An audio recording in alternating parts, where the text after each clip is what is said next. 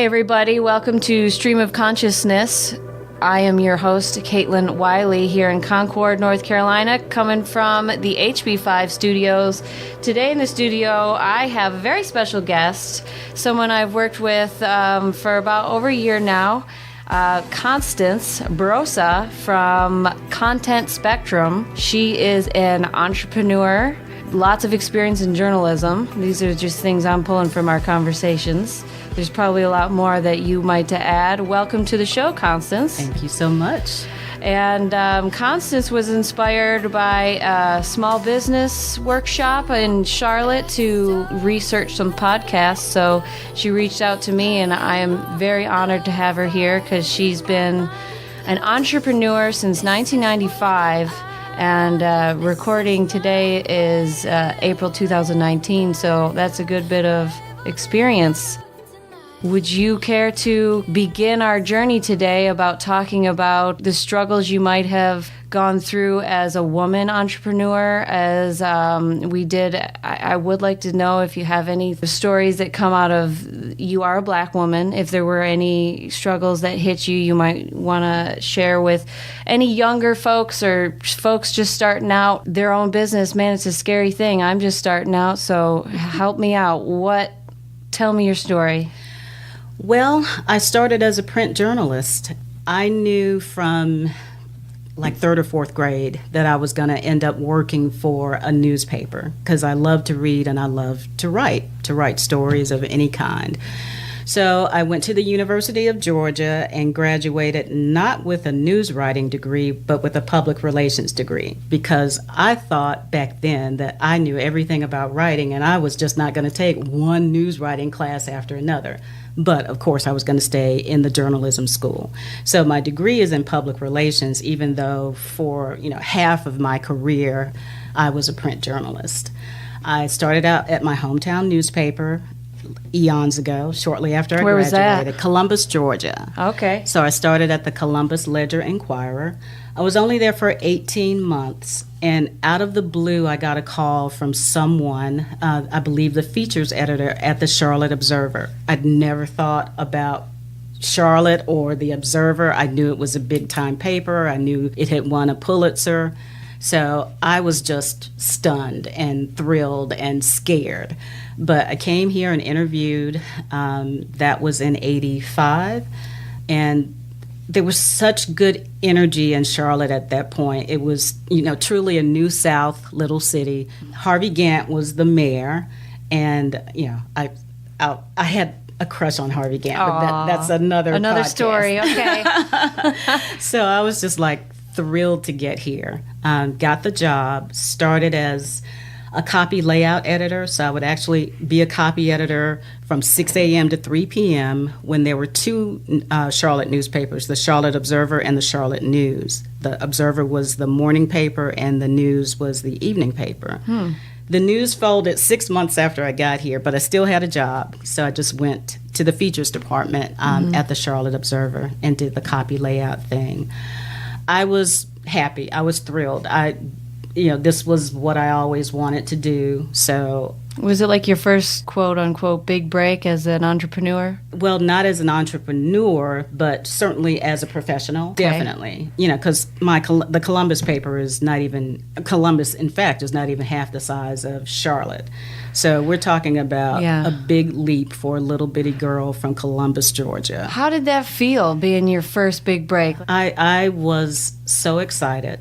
I went to the University of Georgia, from 79 to 83. When I was there, I had come from my neighborhood, my environment, which was mostly black, and into this 20,000 student university, of which 5% of the population was African American.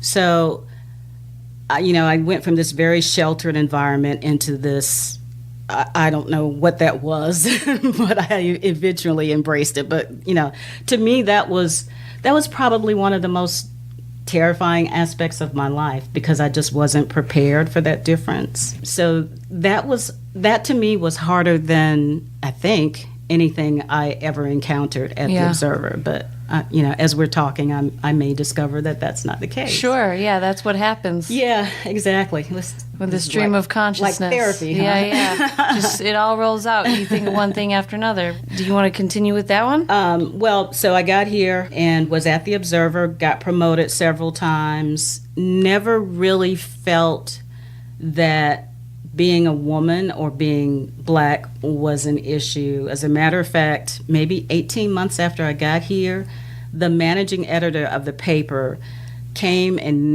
kneeled down beside me. I was on the copy desk. I was a copy editor, a lowly copy editor on the rim, as we say. Mm-hmm. And he says, hey, there's an editor position for an entertainment magazine. For those of you who've been in Charlotte, it was called Break Magazine. It was a weekly. It was supposed to compete with Creative Loafing. And he said, I think you should apply for it. Again, just like the phone call about the job, about coming to Charlotte, I wasn't prepared for that. I never expected anybody to offer me or to even think that I could do that because I hadn't thought. So these things were offered to you. You didn't ask or expect them. No. You were just, this is what I do. I'm doing it. Exactly. And I'm happy. And you're happy, and all of a sudden, Yeah. opportunity falls in your lap. You Yeah. weren't looking for it. Exactly. That's awesome. Yeah, I can't say that I've had a gilded life, but I have always been surrounded by people who see things that I don't see. They see capabilities that Yeah. I haven't even thought about. For you or in you? In, I guess in for, but Yeah, in yeah. mostly. Because I'm just kind of for the most part, kind of a happy-go-lucky person. So if I'm doing what I love, it's just like, well, I'm doing what I love. I don't need anything Yeah. more. Yeah. But then somebody will say, hey, like Mark Etheridge, who was the managing editor, said, hey, I think you ought to apply for this job, which I did and I got. So that was a big get for me. So anyway, I had a 10-year span at the Observer, being everything from a copy editor to editor of Break Magazine to editor of a twice weekly local publication for the Observer. I worked in every department except for sports and the editorial and business departments in some capacity. Is that just because the flow took you elsewhere? Yeah. One thing I did like about the Observer, I liked many things about the Observer, but there was always variety. I don't do well with the same thing for 10 years. Yeah, I'm not really good at that. You're the second person this week to say that. Oh, Same thing to me. I cannot take that. So that was one of the good things about being at the Observer. There were opportunities. Even though I might have been doing essentially the same tasks, at least I was working on different content with different people. There were different expectations depending on where I was in the newsroom. But somewhere between, say, year 7 and year 10, when I left, I began to see the politics, and I'm not talking about politics like we're all talking about now, just I began to feel as if I didn't have control of my own destiny. You knew, for example, when jobs were posted, we pretty much already knew who was going to get the job. It was just a formality in terms of, okay, we got to interview, we got to post the job, we got to interview people, but we know who we're going to pick. Yeah, okay. That kind of thing, just it began to grate on me. Okay. So I decided at some point, I like what I do. I get to read and to write for a living. People pay me to do that. Yeah. And those are two things that I like very much. I just don't want to do it in this environment. Okay. And I knew that even if I went to another newspaper, at some point I was going to become unhappy again. Yeah. Because newspapers are pretty much the same. Right. Especially after you've been there for a while. You learn the format. Yeah. It is what it is, It is what everywhere. It is. Yeah. So you were listening to yourself. Something inside said, "Hey, I'm not done." Yes. That's got to be scary, and because now you're on the cliff looking into the unknown. All I know is I have a feeling, and my feet are itching to move forward. Exactly. Tell me about that feeling. I had it some, but my fear was, okay, I know I want to do this, the writing and the editing. I don't want to do it here, so how do I get out of here and still make money? When you've been in one I don't want to say genre, that's not the right word, but in one Industry? environment. Yeah, industry, thank you. And an environment for so long, it's kind of hard to picture yourself in another industry or environment. Sure. It's like, who's going to pay me to do what the Observer pays me to do? Like an idiot. There are plenty of people who do that, but I Right. just didn't think about it. So there was a group at that point called the International Black Writers Conference. They had a local chapter, and I contacted them to say, hey, do any of your writers need help polishing their manuscripts? Because these were all literary writers who were trying to get published. I said, if they do, I'm an editor and I'll help. And so that was the conduit, really, that started getting me out of the Observer. So they said, yeah, and people, some of the writers started sending me their manuscripts. So at the time, I didn't have a computer at home. I didn't want a computer at home because I was on a computer 9 hours a day. 95, right? Yeah, 95. Okay. So at that point, I was working the 3 to midnight shift. The last deadline was 12:25. I'll never forget. So after 12:25, I kind of sneak around and go to another computer and work on these manuscripts on the Observer's, computers, equipment. Sure. And my then husband said, you can't. First of all, you shouldn't be doing this, but you're gonna burn yourself out. I know what you're trying to do, but you need to get a computer. I mean, it's kind of funny now because my office is in my home, but to work 9 hours there at corporate and then to come home and work was just not something I wanted to do. I needed time. Yeah, understandable for sure. So then it became obvious. Okay, you can't do a 9 to 5 at the so-called 9 to 5 at the Observer forever, and then do this too. You've got to make a choice. So before I tendered my resignation, I started looking at local publications. Back then, there were a lot of them. Charlotte Parent, which used to be Our Kids and Teens, for example, Charlotte Magazine. So I started making calls to see, hey, do you guys use freelance editors? I know they use writers, but also editors. And by that point, Mark Etheridge, the managing editor who told me to apply for that editing position, was the publisher of Our Kids and Teens, which is now Charlotte Parent. So they were really my first client, really my first commercial client after I left the Observer. And then things just kind of took off because I knew a lot of people, I didn't realize it, but a lot of people who had left the Observer and were at local publications like Charlotte Magazine and like Charlotte Parent. So I started to get writing and editing gigs that way. Man, your first client was somebody that you had already worked with. So you made all those calls to all those people, but the first gig that you got was from someone who knew you, knew how you worked, knew your temperament. Yes. So it's who you know, not what you know. Right. Okay. Yeah. Yeah. All right. Yeah. So you are now at the point, 1995, you have resigned from your quote-unquote corporate job, the life of corporate work, and now you are setting sail on this teeny tiny little boat into this large ocean looking to make your own. Yeah, so now I'm scared.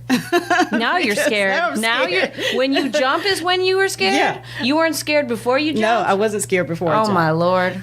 Because the thing was, okay, this has got to make money, we've got to make money. We got to live, eat, that whole struggle of survival is a story you cannot ignore. Right. Yes. So, I it's not like I got pushed out, so I didn't have severance. I really didn't have much in savings. I did still have my husband's salary. He, too, was an employee at the Observer, but he was in telemarketing. So he at least still had a steady paycheck and also health benefits. I still had health benefits. Well, so it was good to take the jump because you had a partner who was supporting. Yes. Would you have taken that jump if you didn't have that partner to support? That's probably not. Again, that goes back to always being, it seems, for me, fortunate to have people who believe that I can make things happen. I mean, my immediate family, they've always believed in me. My first husband's like, yeah, I understand, you're unhappy. So, we're going to do this. So he was supportive. Yeah. It was great to have that support, but I needed to make this work. Oh, yeah. Yeah, of course. So, in addition to calling people I knew at other publications, I was making cold calls. Do you need a writer? Do you need an editor? I mean, it wasn't just, not every client I got after I left was a client with whom I'd had a previous relationship. Sure. I made lots of cold calls. Yeah. At that point, when I left, I think my son was 4. And when I'm thinking about making cold calls, one day I went past his room and he was mimicking me. He was saying, "Hello, my name is Drew Holloway, and I'm a writer and editor. And do you need a writer and an editor?" So he was mimicking my cold calls. So yeah, it wasn't just about, hey, I got all these contacts and everybody I called hired me. I still had to cold call like everybody else. You are setting sail. Now you're scared. Yeah, I mean, that first year it didn't take very long, even because think about it, back then print was still print. Print was still viable. Libraries were libraries were still real buildings. But there were lots of magazines. Yeah. So if I didn't have a contact at a publication and I made a cold call and I could send clips to people, I could find work. But it was just doing the work and looking for more work, business development and work. Yeah. So I just kept doing it. And by the end of that first year, it's like, okay, I can stop sweating at night. Yeah. Enjoyed as much as I had enjoyed most of my time as a writer and editor at The Observer. Yeah. I did begin to enjoy it.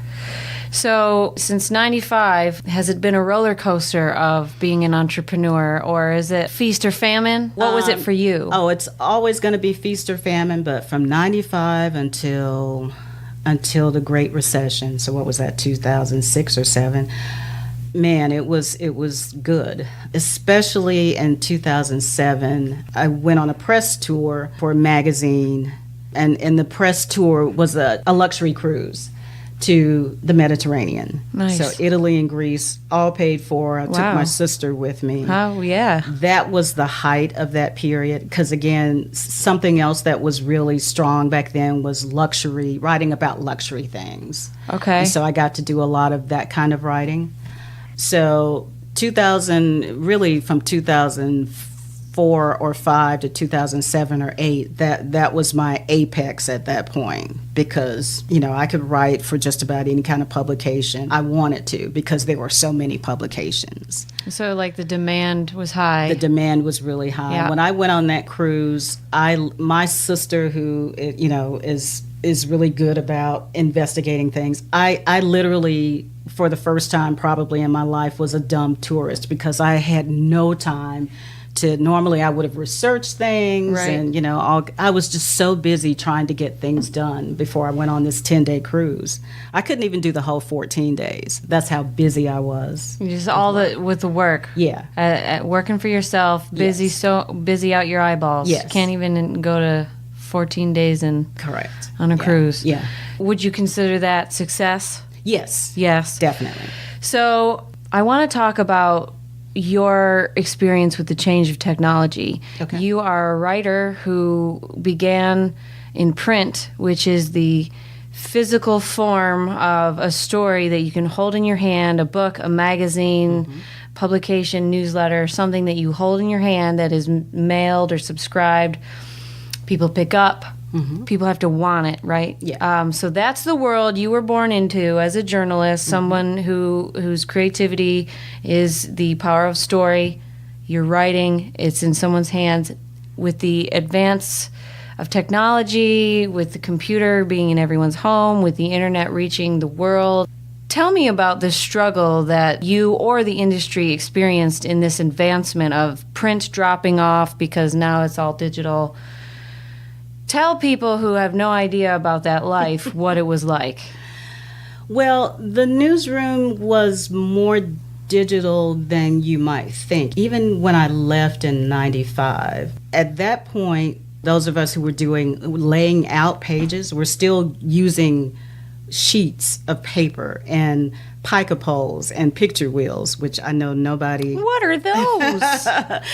The picture wheel will give you the dimensions of it. You would spin it, and it would give you the right dimensions of a picture, and you would literally draw a box on a layout that was going to be the actual dimension of that photo.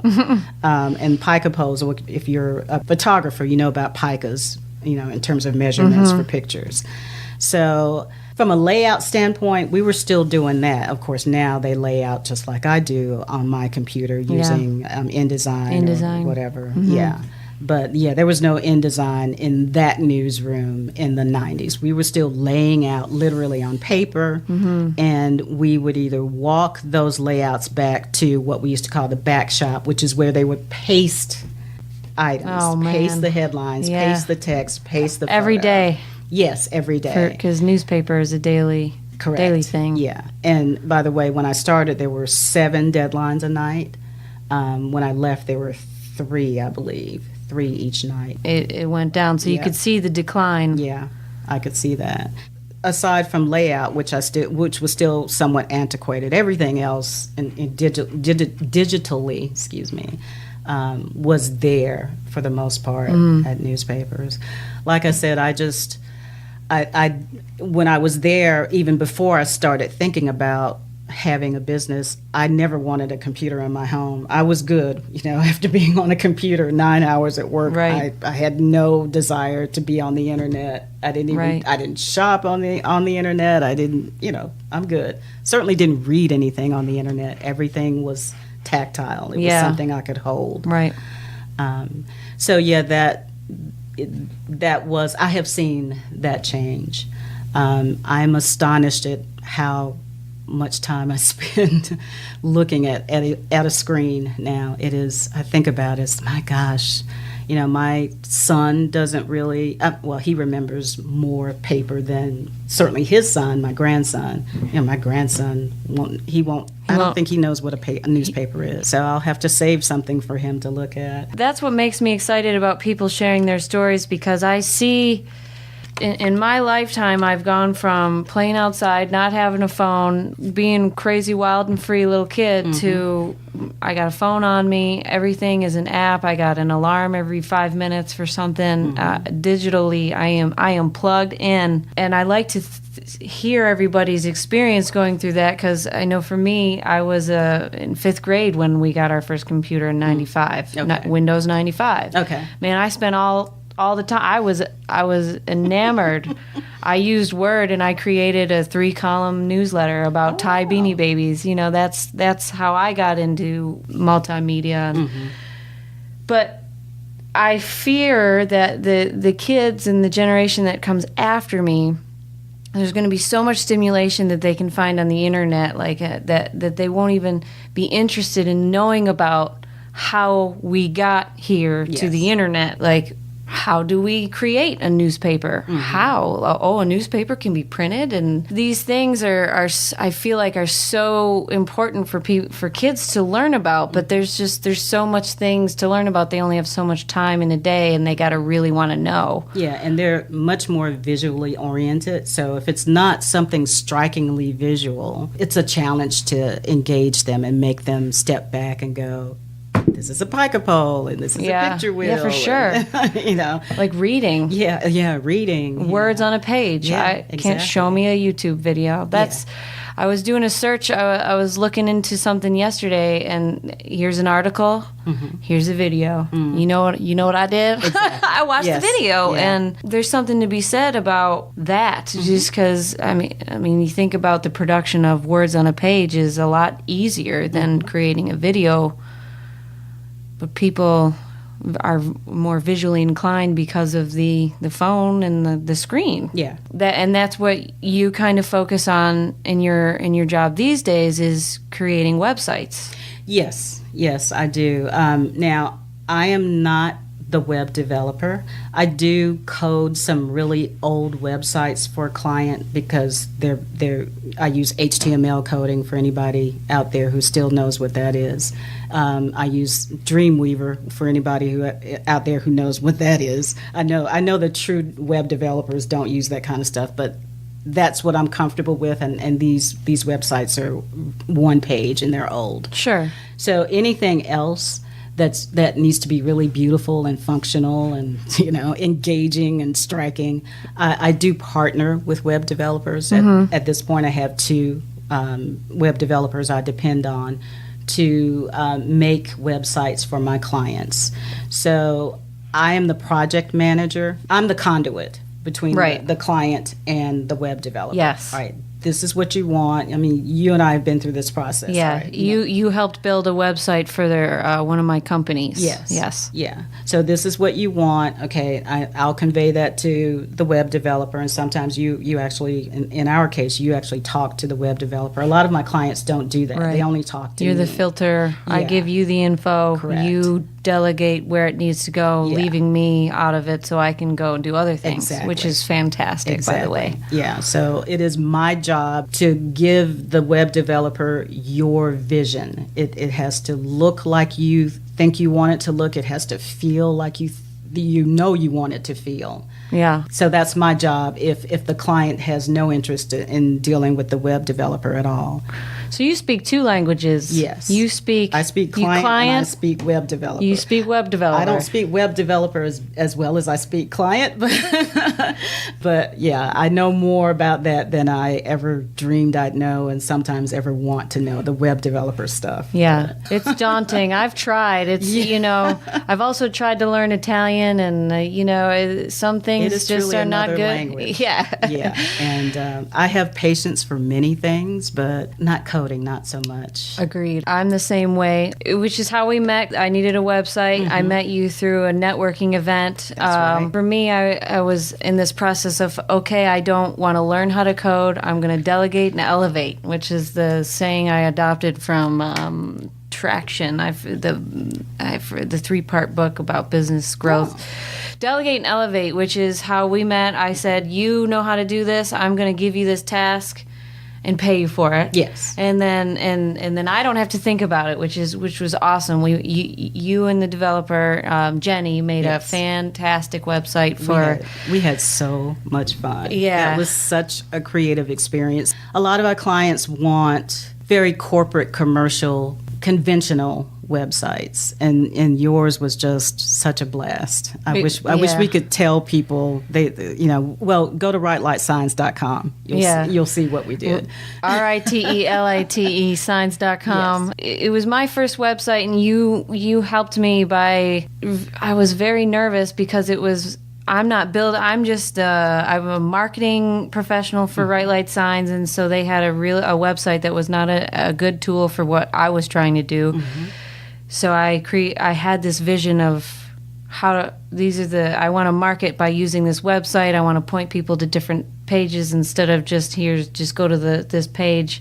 So it had a function and an idea, and you helped me kind of see it, and I just dumped all these words on you, and then you formulated this story that you then told to Jenny, who was our developer, who then executed. And so it was a 3-person team. And I mean, I like to view you as the filter I throw my ideas through, and you turn them into working ideas. Yeah.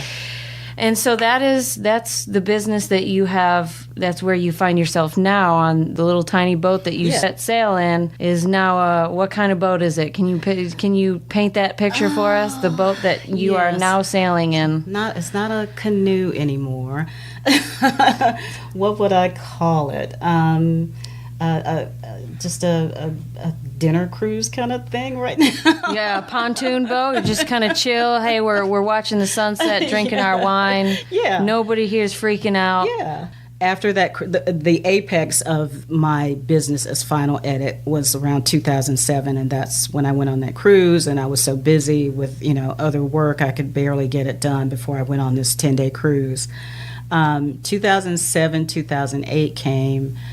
I lost my biggest client, which was the Realtor Association in Charlotte. I used to be the editor of their monthly internal publication because, of course, the real housing, estate, the housing market had a little dip there, and so then these guys dipped out. Yeah, so that was my biggest gig. That was gone almost overnight, and then shortly after that, a lot of the smaller publications for which I was writing or editing also, they took things in-house. Sure. Some of them even folded. So it's like, okay, well, obviously I can't make the kind of living that I could barely keep up with just 2 years ago. I'm going to have to improvise. I'm going to have to grow. Here we are again. To be flexible. Yeah. So you're at a precipice about to walk into the unknown, exactly. But you know that you have the feeling. What is it? 10 years later, same kind of feeling. Yes. Improvise. Now that I think, that was scary. That was even scarier because somewhere in the 90s, between 95 and 2000, there was kind of a small recession, but I did well because companies wouldn't hire people in-house, but they were freelancing a lot, so Okay. I survived that little dip really well. It wasn't the case in 2007, 2008. They just, publications either took it all in-house or they folded.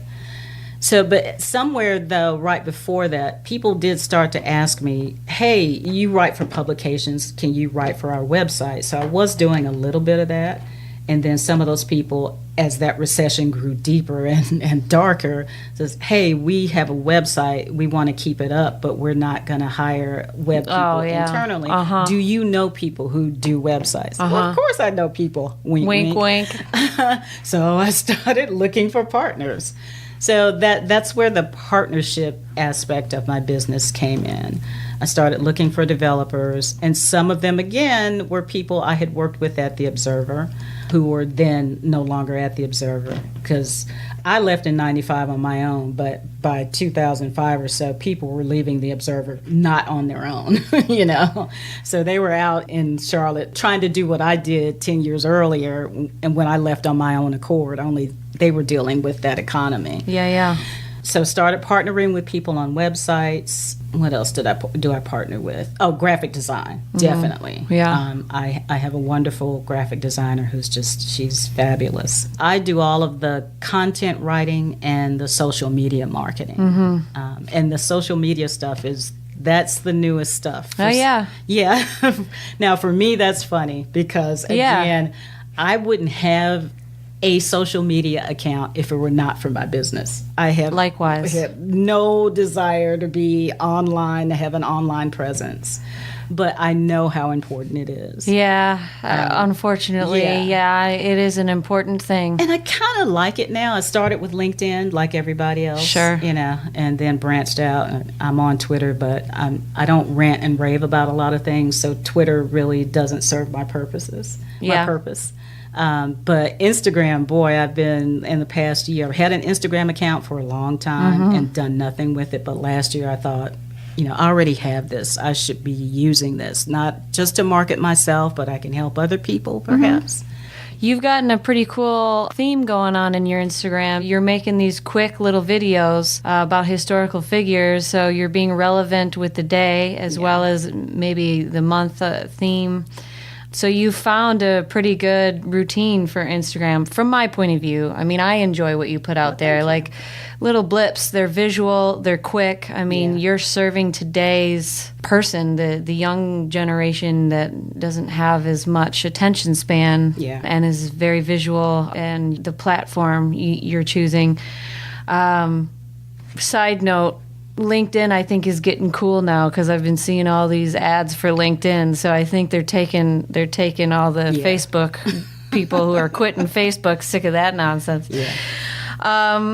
Man, so you have been in the print digital world through the technology explosion all the way into social media explosion. That's one of the things I do. So I don't have, for my business or personal, I don't have Facebook. I had issues with Facebook long before they imploded over the past couple of years. I remember one day I was about to download the Facebook app. It was an update, and I saw all the things that they could access. I'm like, why do you need access to all of this information? And that Marketing. was way back then. Yeah. So I think I've been off Facebook maybe 4 or 5 years, but I do manage Facebook accounts for some of my clients. I almost was going to pay you to run mine until I figured I didn't even need to be on it. I could run it through Instagram. It's great. I'm cool. Instagram, Twitter, and LinkedIn are mine. I'm thinking about TikTok. Yeah, you had me looking at TikTok, but that's another, like, do I want to go down that avenue? Yeah. The thing that I'm struggling with social media is when the old die out and the new move in, which is inevitable. The old ways of thinking, which perhaps our social media is not good because we have experience outside of social media. So, I mean, this is my opinion. So when those opinions go and these new opinions that are so embedded in these young people about social media and, man, I got to post every day and I got to have those likes and whatever this mental quote-unquote disease that is coming from, and again, that's my opinion, this mental disease that's coming out of this, I got to post all the time, that when that becomes the norm, and these new programs like TikTok and whatever replaces LinkedIn and Facebook and Instagram and eventually TikTok, whatever replaces them, if I don't know how to run it, I lose my edge as a marketing professional. And so I'm kind of, I feel like it's a double-edged sword. If I don't develop the strength of mind to be able to run the programs, I'm not going to continue evolving with them, and then I'm eventually going to be obsolete. And hey, do you need me to garden for you? Because that's all I'll be able to do. I laugh at myself sometimes. I am on Instagram. What is happening? It's just not something that I ever thought. Okay. Sure, but. I was talking to someone else who knows even less about social media than I do, and there's certainly a lot more that I need to know. And I said, look, you can easily talk about the disease of social media because you've got these celebrities who are celebrities because of social media. And these influencers is what we're calling them, right? Yeah, which I don't ever want to be called, but... And so these people kind of give social media a bad name because you see all of this crap that they do, and they really aren't doing anything, but they have all of this exposure for doing nothing. Sure. But social media, I've come to believe, can be of value. Yes. Agreed. For example, this year, I'm working with nonprofits. My first was a nonprofit called InReach, which helps people with disabilities and their families. It helps them find jobs and places to live and things like that. So I did some pro bono social media marketing for them to kind of boost them online. And they appreciated that. Yeah. This quarter, I'm working with the community garden at West Cabarrus YMCA, doing the same thing. I'm posting for them. I'll be profiling some of the volunteers and things like that. So in that respect, if you use it that way, social media, I've made peace with the fact that I'm on it because it can do something good. It can make organizations that you value, you can make them relevant by giving the gift of, I know how to run this program. Yes. Let me give you my time and do it for you. Because I believe in what the YMCA Garden Project is doing. That's something I want to copy you in that regard. In my business, I want to use my talents of, hey, I know how to use the internet and I know how to market. So there are some art organizations around Concord that don't, or they don't have the money to pay someone to learn, and so I can use my talents for good to help those people, because it's still communication and still information where people, everyone has the right for information. That's what I believe. Every human should have the right to unadulterated facts. And social media, there's a wild west of no one can police anything you say, which is another epidemic. And so in this you can use it for good by putting truth out there, A, and B, finding an organization that you believe in, that you want to help. I love that idea. I mean, what a great give back, as well as just kind of be an example to the younger kids that you don't just have to post about yourself. Yeah. Because I know your Instagram is the story of you, and you're using it and not to talk about you or your business, but to, hey, here's a little info nugget that I believe should be, that you should know. Yeah. That's awesome, and I think it's a great example. Well, I think, I made peace with social media, like I said, because I know of what it can do for nonprofits, or or someone or something Positive. who truly needs exposure. But the other thing is that I'm a storyteller. I'm just a storyteller in a different century. Yes. I'm not writing on paper. Well, actually, sometimes when I do write, sometimes I'm still writing on paper. It's kind of funny. It's like, what am I doing? I'm writing on paper, Tactile. not the computer. Yeah, I gotta feel it when I'm writing. Exactly. But I'm just a storyteller in another age. Right. I started as a storyteller for newspapers. Now I'm a storyteller for websites. I'm still a storyteller for print, just not as much. And I'm a storyteller, in a social media environment. If you know what you are, I guess that's the bottom line. If you know what's at your core, you can take that and you can morph. You can have this flexibility and this fluidity when things change. Because, like I said, I still get paid to read and write every day. It's just a different medium. It's just a different platform, and that's cool. And the positive perspective that you have has probably given you not as much anxiety, because it feels like you have this confidence to just move forward without anxiety, which I would have. I'm still anxious a lot, not about my abilities. Yeah.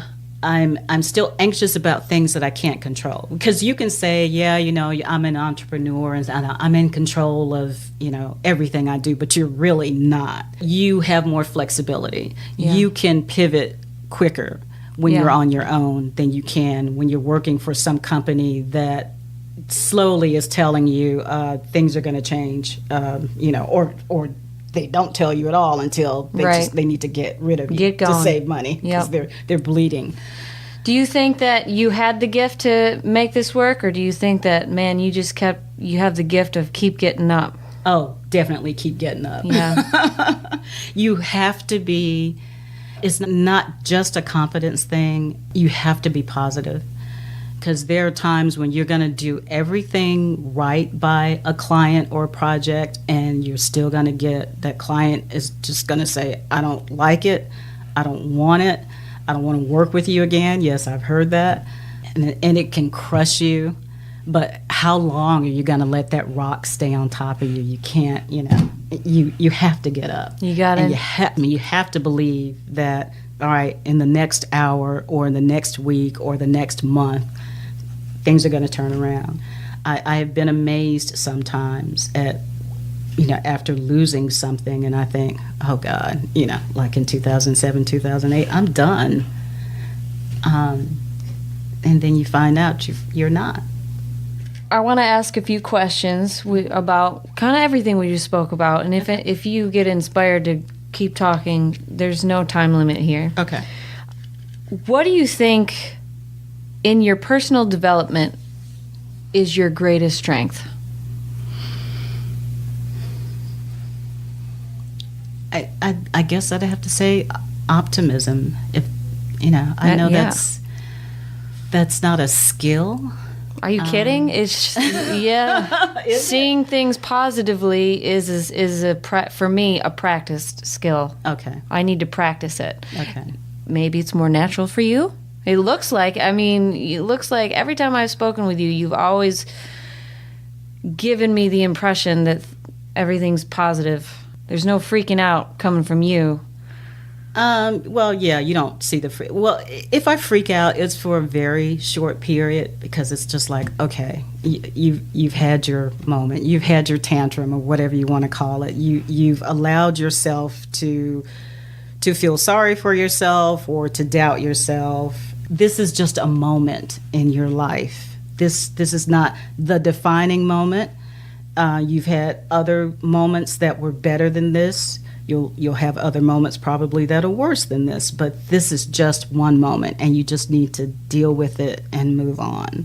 So, does that make sense? Oh yeah. Okay. So you went through a lot. There's a whole roller coaster of life that you have lived. What would you think was your best lesson? And it could be your hardest lesson. If you know your best lesson or your hardest lesson. Your biggest fall. Tell us about that. Let's see. You push those things. You push those things way, way, way down. I think it was 2 years ago. I really pursued a client about a website, and it took forever to get the yes. And this was after doing a website with another person at that company who was in a different department. And that website, that was a piece of cake. So, but this was very different. I did not have, when you and I first talked, I said, are you going to be my main contact? And I remember that. That was after learning, after the debacle with this other situation. I didn't have a consistent contact person. Oh, People man. would come and go. They disappear. And when they reappeared, they were, well, we need something this week. We need a new draft this week. And they changed the design totally. And then I'd remind each separate contact person, okay, we've gone past the scope of the estimate. I'm just letting you know that we're past that. Oh, okay, But then they sign off and they go do something else. So things came to a head when I sent, I think, my second or third invoice. And things exploded. It's like, who is this person and why is she charging this much? And, what's going on? And why isn't this website done? This is from someone who had not been involved at all, which is a danger when you do these projects. It's like, who is this person and where did he come from? And, I've been trying to get stuff from your employees and, this is where we are. The disarray is not on my end. So anyway, I lost that. Yeah. I lost that job because they took a look at the invoice, which they were responsible for driving up the cost of, and said, well, we're gonna take this in house. It's also very easy to blame a vendor. It's that's what she did. She doesn't work for the company. Right. She's not an employee, so we can burn that bridge. Yeah, exactly. But funny thing is, I'm still working with that company. I haven't done much with that division of the company since then. But I didn't lose the rest of my business with that company, but that really burned. Yeah. Because I went ahead and paid the web developer what he was, but so I made nothing for all those months of dealing with all these crazy people who didn't know what they wanted. I made nothing, and I was pretty bitter about that. Sure. You gave a lot of your time and you got nothing for it. That's definitely the moment of realization where I need to get my shit together because I don't want this to happen again. Yeah. I don't want to feel like this again. Right. So, and whenever I'm in those moments, I like to think, all right, I'm angry, but continuing to be angry is not going to do anything for me. No. So what can I learn from this situation? Yes. So it doesn't happen again. Yes. And one thing I learned was, okay, who's my contact person? Yeah. Will this person be with us for the duration of this project? Right. Will this person gather, comments or whatever from the team? And, will that person be my conduit, just like I'm the conduit for your plug? Yeah. That was the biggest lesson. I learned other lessons from that, but that was the biggest lesson I learned. And that a lot of companies want a lot for nothing, but I already knew that. Oh man, do we want to go? That's another podcast. Yeah, the discussion, actually, that would be a good one. The discussion of how to lay your boundaries as an entrepreneur would be a very good discussion with you. Yep. If you love coming out here, we can do this again. I'll come back. All right, so let's end our fun little podcast here. I would like to know, in your life, your whole life, doesn't have to do with anything in particular, what would you define as your greatest success? I will. It might sound predictable, I guess, especially for a woman to say. And even though I haven't talked about my family, it would be my son, who is 20, who will be 20, what is this, 28? Wow. As I tell him, he's getting old. I'm not getting old. He's getting old. He'll be 28 this year.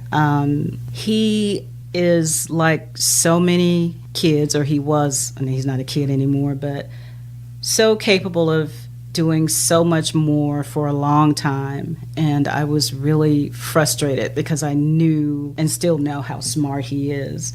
But, in his teens and approaching 19, 20, he was still just kind of doing things just enough to keep me off his back or whatever, just enough, but not more than that. And I had a choice to make. I could be in his face and I could nag and even put him down or whatever, but I know him, and I know that would just drive him even further into that. Well, I'm really only going to do what I need to do and no more. So I had to step back, and I still do. My son and I love each other, but we don't talk to each other every day, but we know we love each other. And I can see, he's the father of an almost 5-year-old now, but I can see his evolution. And I am convinced that not being a helicopter parent, even though that term didn't exist when I was primarily a parent, that was for the best with this child. Yeah.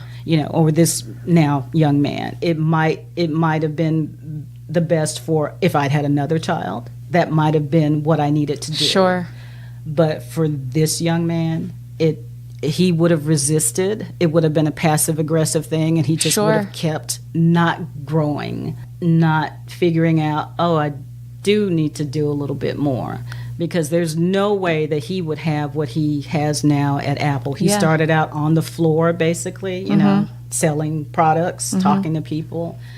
And he had a couple of other jobs. He started out part-time, just like everybody else at Apple. It took him 3 years, I think, to get full-time. And now he's the schedule. He is the man. Yeah. He controls everybody's schedule, including his bosses at that store. Wow. And he called me the other day, seemingly out of the blue, and says, "Guess what?" And I said, "What?" He said, "For the first time since I've had this job, and maybe even since before I had this job, we were perfectly staffed. We had enough people to cover shifts. We had enough people to for appointments for customers. Nobody was on vacation. The store was perfectly staffed." Yeah. And that store, if I'm not mistaken, is the largest Apple store in North Carolina. So it's like, you can't do that if you're the lackadaisical, I'm just going to do as little as I can to get people off my back. If he couldn't have done that 5 years ago. Right. But he's done that now. And I am convinced it's because I wasn't constantly in his face and constantly in his ear. Yeah. It's like, he's going to get it. Your awareness in that moment is profound. But it is difficult. I bet. Because he and I are so different. I've always been the kind of person who did I came from that era as, as a black person. You've always got to do 200% to just be 75% as good as white folks. So he doesn't have that perspective as much as I do. He has it, but not like I did. Of course. So just letting him kind of almost parent himself, but being there, obviously, when he calls me and he asks me, I know he really needs to ask me something. Or if he calls me like he did the other day and tells me that, that's, sharing. I think he's a little surprised. Yeah. I'm not surprised. I'm just very happy. Yeah, of course. Yeah. You have, I'm trying to visualize it as this is someone that I have to care for that came from me, and so they're my responsibility, and so I can either be A or B, and so you have to make that choice knowing that in the future is when you're going to see the result. You're not going to get it instantly, and that's got to be tough. It is very tough. Yeah, because I can say, you're going to do this right now. You're going to do this. You're going to do it my way. You're going to do it in my this way. time. Yeah. And you do that, again, every person is different. Every child is different. I knew this child. Parenting, boy, there's nothing like it. There's, work is one thing because, there are books about work and, there are books about corporate structures and work books about starting and running a business. And, of course, there are books about parenting. But it's a book. It's not the person. It's not your child. Yeah, it's not your child. It's not that individual. Right. Who is your child. So. Well, what a good answer to your biggest success. Yeah. I love that. I'm very proud of him. That's fantastic. Well, what a great way to end this podcast. This is I always want to go Brossa. Constance Brossa. Her company is Content Spectrum. She is she's got decades of journalism and writing experience, and she is a facilitator of websites. So if you are needing a website, don't want to build it yourself, because I tried doing that and it's not as easy as you think, as they make it look. She's a professional that can help you talk through your ideas and realize what you want to say and help you say it and then execute it. So check out your website, contentspectrum.net. Thank you for chatting with me about being an entrepreneur, talking about your ups and downs in your life and as well as running a business. And I appreciate you sharing your stream of consciousness with me. And so this is Caitlin Wiley over here at HB5 in Concord, North Carolina, with Constance signing off. Bye-bye.